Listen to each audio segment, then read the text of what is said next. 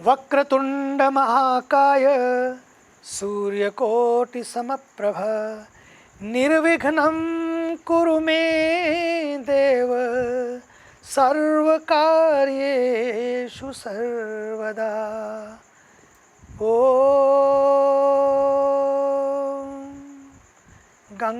गणपतये नमः। मुझे तो पूरे विश्व में भ्रमण करने का अवसर मिलता है तो भारत भारत है। क्या देश है अपना। 365 दिन, 700 उत्सव, कोई एंड ही नहीं है। एक पूरा नहीं होता है दूसरा शुरू हो जाता है। जीवन ही उत्सव है, जीवन ही महोत्सव है, हर दिन उत्सव है। और गणेश चतुर्थी का दिवस सचमुच बहुत ही महत्वपूर्ण है। कोई भी शुरुआत हो, गणेश जी वक्रतुंड महाकाय कोटि सूर्य समप्रभ निर्विघ्नं कुरु मे देव सर्वकार्येषु सर्वदा। अद्भुत व्यक्तित्व, अद्भुत बुद्धि और सिद्धि के दाता। इसलिए अपनी संस्कृति को जाने, अपनी संस्कृति को पहचाने। ये कहीं ऊपर ऊपर से नहीं आई है, ये भीतर से आई है, समाधि से उतरी है। गणेश विसर्जन की परंपरा को बाल गंगाधर तिलक जी ने जो दिव्यता प्रदान की, जो लोगों को जोड़ने के लिए एक माला पिरोई, एक मंत्र ढूंढा, इसने केवल पूरे महाराष्ट्र में नहीं बल्कि पूरे देश को उन्होंने अपने साथ खड़ा कर लिया, जोड़ लिया। और आज इस दिव्य परंपरा का स्वरूप हम सबके सामने है। केवल भारत में नहीं बल्कि पूरे विश्व में जहाँ भी जाइए गणपति भगवान महोत्सव को लोग मनाते हैं।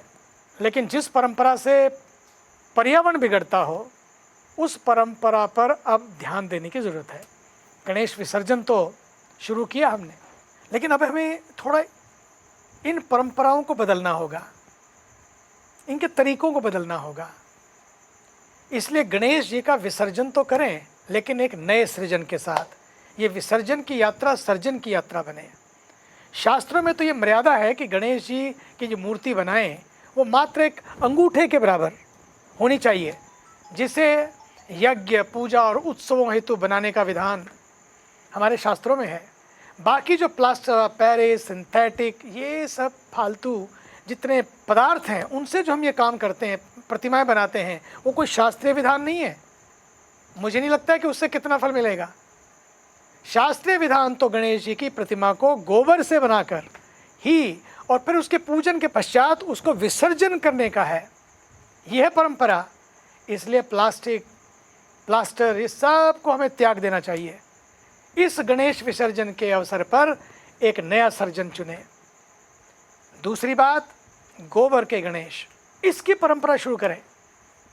क्योंकि मैं देखता हूँ कि जिस तरह से इतने बड़े बड़े गणेश जब बन जाते हैं उस प्लास्टिक और पॉलीथीन से और उसके पेरिस ऑफ प्लास्टर से, फिर वो जाकर नदियों को प्रदूषित करते हैं। गणेश जी तो प्रदूषण को नष्ट करने वाले हैं और हमने उन्हीं को प्रदूषण का जरिया चुन लिया। सोचो तो सही, बहुत सोचने वाली बात है। इतनी दुर्गति देखने को मिलती है।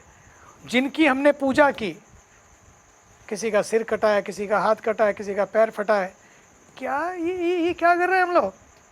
बंद करें ये सब बातों को। मुझे नहीं लगता कि ये स्वस्थ परंपरा है। आज हम उत्साहित तो हो जाते हैं, उमंग से भर जाते हैं, डीजे भी बजा लेते हैं। भैया डीजे बजाने के लिए नहीं था, खुद को बजाने के लिए था। खुद बजें, खुद को बजाएं, खुद को बचाएं। परंपराओं को बचाने की बात है। इन परंपराओं को आगे लाना बहुत ज़रूरी है। तभी हमारा गणेश विसर्जन सार्थक होगा, सफल होगा और प्रेरक होगा।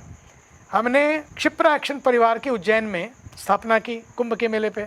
उसके बाद खूब वृक्षारोपण हुआ।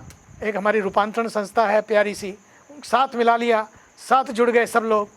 और अब पता है, जैसे ही कुंभ समाप्त हुआ तुरंत उसके बाद गणेश चतुर्थी पर 50,000 मिट्टी के गणेश बने। और इस साल भी 1 लाख से ज़्यादा मिट्टी के गणेश बन रहे हैं। बात मिट्टी के गणेश की नहीं है, बात मिट्टी से जुड़ने की है। मिट्टी को प्रदूषित नहीं करना है, समझे बाबा। इसलिए अपने को गोबर के गणेश बना दें। हम लोग गोबर गणेश ले आओ। गोबर गणेश नहीं थे, हम गोबर गणेश हो गए। गोबर के गणेश थे।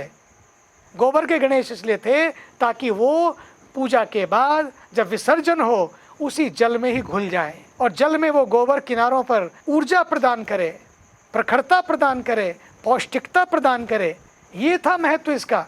मिट्टी के गणेश बनाओ, गोबर के गणेश बनाओ और खुद भी पर्यावरण को समर्पित हो जाओ। और फिर जब पूजा हो जाए तो पता है क्या करो, वहीं पर ही गड्ढा खोदो अपने आसपास, कहीं दूर मत ले जाओ उनको, गणेश जी को अपने पास रखो और वहीं पर गड्ढा खोद के उनको वहीं बस धरती में विसर्जित कर दो उनको। एक नया सर्जन होगा, प्रकृति पुष्ट होगी, परंपरा चुस्त होगी और हम लोग स्वस्थ और मस्त रहेंगे। आइए हम लोग इनोवेटिव बने, एक से एक नया रूप बनाएं। और जब ये परंपरा प्रारंभ हुई थी ना, तो गोबर और मिट्टी के गणेश से हुई थी भैया। आज फिर शुरू करें अपनी पूजा, अपना हवन, अपना यज्ञ, अपना सब कुछ 16 संस्कारों में इसी से शुरुआत करो। और फिर अपने तालाबों में, जलाशयों में, सरोवरों में, जो हमारे यहाँ परंपरा थी, हम इन मूर्ति को जल में, नदी में, मिट्टी में या तो वहाँ प्रवाहित करें या फिर माँ को सौंप दें, माटी को सौंप दें। माटी से आए और माटी में समर्पित, और गोबर के ये तत्व जब माटी में मिलेंगे, माटी के तत्व जब माटी से मिलेंगे, गोबर के तत्व जब नदी से मिलेंगे, किनारों से मिलेंगे, उस तलहटी से मिलेंगे, बहुत सारी चीज़ों को शुद्ध कर देंगे। फिर वो जहाँ जहाँ जल रुकता जाएगा वो धरती भी उपजाऊ बनती जाएगी। इसलिए पौराणिक परंपराओं को समझें, अपनाएं, जिएं, जागें और जिएं, और इससे गौ माता का भी संरक्षण होगा, हमारी परंपराएं भी बचेंगी और पर्यावरण भी बचेगा। आइए प्रभु कृपा से इसको केवल प्रतीक रूप में नहीं, सच में प्रेरणा के रूप में लें और इसको अपनाएं। जय हो गणेश जी। बुद्धि दो सबको प्रभु, बहुत ज़रूरी है, बहुत ज़रूरी है प्रभु, इस बार तो बहुत ज़रूरी है। इस कोरोना काल में सब सुखी हों, सब स्वस्थ हों, लेकिन साथ साथ सबकी बुद्धि भी स्वस्थ हो। जय गंगे, जय गणेश, जय देवता, जय हो, जय हो।